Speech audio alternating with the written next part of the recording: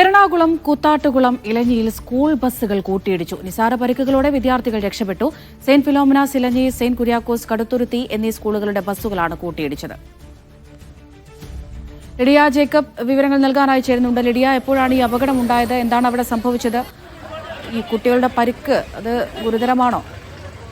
അമൃത, കുട്ടികളുടെ പരിക്ക് ഗുരുതരമല്ല എന്നാണ് അറിയാൻ സാധിക്കുന്നത്. ഏകദേശം ഒരു 4 മണിയോട് കൂടിയാണ് ഇത്തരത്തിലൊരു അപകടം ഉണ്ടായത്.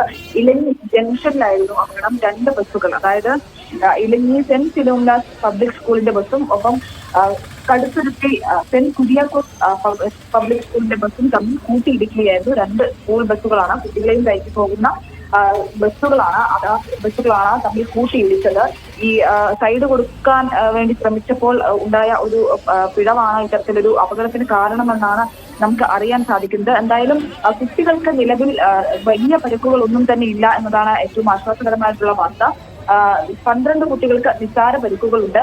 അവരെ അവർക്ക് പ്രാഥമിക ശുശ്രൂഷയും കാര്യങ്ങളുമൊക്കെ നൽകിക്കൊണ്ടിരിക്കുകയാണ്.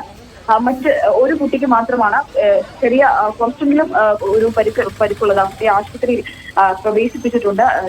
കടുത്തൂരിയിലെ സ്വകാര്യ ആശുപത്രിയിലേക്ക് കുട്ടിയെ കൊണ്ടുപോയിട്ടുണ്ട്. മറ്റാർക്കും തന്നെ വലിയ പരിക്കുകളില്ല. കുട്ടികൾക്ക് വലിയ പരിക്കുകളില്ല. അതുപോലെ തന്നെ 2 ബസ്സിന്റെ 2 ഡ്രൈവർമാർക്കും ചെറിയ പരിക്കുകൾ ഏറ്റിട്ടുണ്ട്.